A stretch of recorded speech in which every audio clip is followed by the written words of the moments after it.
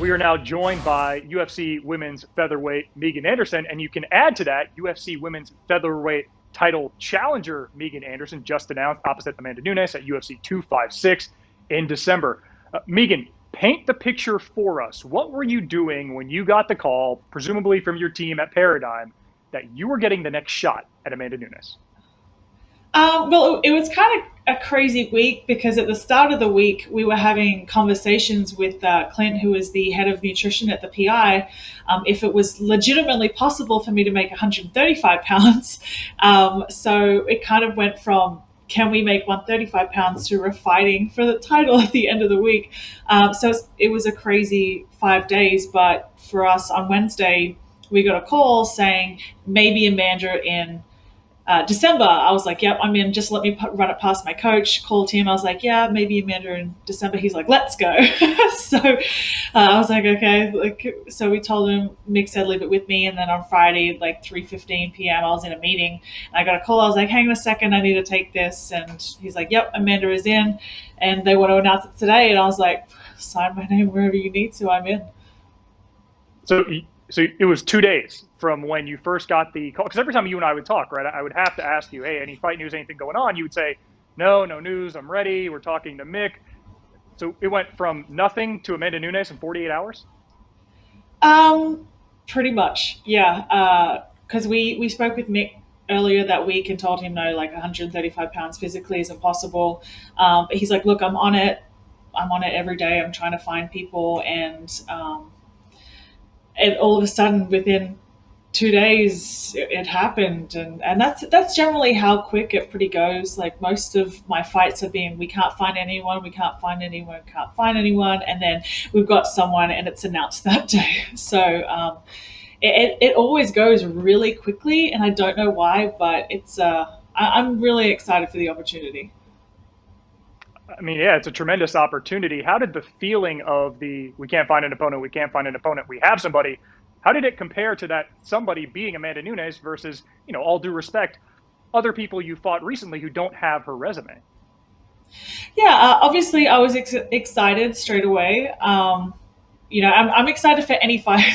So it was more of like excitement, and then after a little bit, it kind of wore off, and more of just readiness. Like I feel really ready. There's a calmness about this camp. There's not a lot of pressure, and I feel like everything that has led to me to get to this point, like coming into the UFC, supposed to be fighting for the title, not getting that chance, and then 3.5 years later, we're finally here getting the chance. I feel like everything has really prepared us for this moment.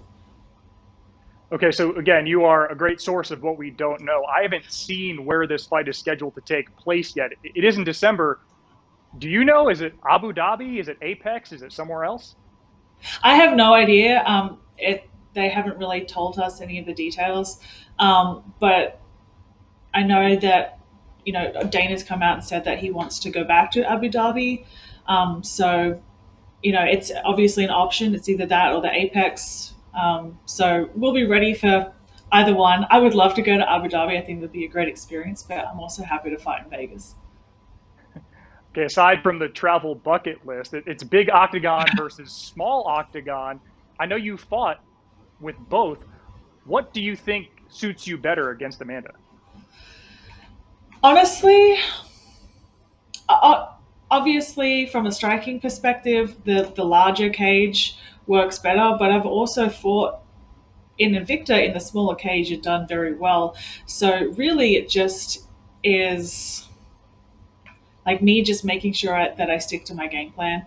The size of the cage is going to be out of my control, so I have to focus on not really paying attention to whether it's a big or a small cage, and just going out there and putting on the performance that I know that I'm capable of. Yeah, in your last four fights in Invicta were not only knockout wins, but you also got performance bonuses for those in that small cage. I know you say you can't control the cage size. You can only you can't control your game plan. How much does cage size impact the game plan that you and James Krause and the folks at Glory MMA put together? Um, Honestly, I don't think it affects very much. Like we're expecting her to come out and trying to close the range and looking to put it on the cage early. So that's nothing that we're not prepared for and that we're not going to be ready for. So really for us, it's kind of, we know very close to what she's going to kind of come at us with. And so that's not going to change whether it's a big cage or a small cage. So what will be your focus writ large over the next 3.5 months before this fight happens? Really just focusing on myself, making sure that I'm technically sound everywhere. Amanda is a phenomenal athlete, and she she doesn't do anything flashy. She doesn't do anything crazy. She does a great job of being fundamentally sound everywhere. And I think for us, it's just matching that, but also not taking away from the skills that I have that got me there. And I think just focusing on us, not focusing too much on what she's going to do. We're going to be ready regardless. And I think just making sure that we make the executive decisions when we need to, and making sure that translates across into getting a hand raised. Some fighters look at their first UFC title shot as, oh, this is any other fight. I'm going to do what got me there. Others lean into it and say, no, this is a bigger stage. There's going to be more media attention. There's more at stake here financially. Which approach do you think you will take for Nunes v. Anderson UFC 256? Probably more of the first one. This is just another day in the office. This isn't anything that we haven't been preparing for already.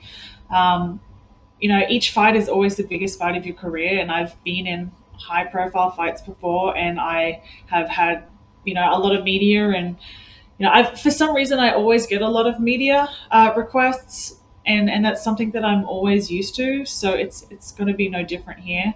And I think for us, it's just focusing on quieting out the noise, the outside noise, and just focusing on being a cohesive unit and being a close knit team to make sure that we get the job done, and we get the job done in emphatic fashion. A quick follow up there. You talk about quieting out the crowd noise. How much easier do you think would it be, or will it be easier to quiet the proverbial noise if there is no actual noise in the arena and it's just you and Amanda in an empty, say, Apex facility or Abu Dhabi? Yeah, that's something that will be interesting to kind of adjust to. But I've fought in very, very minimal crowds before. Maybe 50 people. So I've kind of been there. I've been on both ends of the spectrum. I've been in a crowd of 50 people and the sold out Marvel Stadium. So I've kind of been in both. And really it's just making sure that I don't let any of those outside distractions take away from the task at hand. Well, Thor came to your fight at Marvel Stadium, so maybe he's your good luck charm. We'll see if we can get him on a plane to Abu Dhabi. Megan, last question for me. We have multiple sources saying that this is the last fight of your UFC contract. I would say you're a pretty good source. What is the likelihood that you walk to the octagon in December with a new deal? Well, Mick approached us about a month ago wanting to renegotiate a new contract. So while, this fight has kind of come up, I'm not too sure if we're still going to renegotiate a new contract, or if we're not. That's kind of not really my realm. I kind of leave that up to my management, but that was the intention before we got this fight, was to renegotiate a new contract. Well, Megan, your specialty is winning fights in the 145-pound division. You have more finishes there than anybody else in UFC women's history. Thank you so much for joining us here on SportsCenter. I hope we chat a few more times again before you walk to the octagon, UFC 256, your first title shot in the UFC. Thanks so much. Thank you. Thank you for watching ESPN on YouTube. For live streaming sports and premium content, subscribe to ESPN+.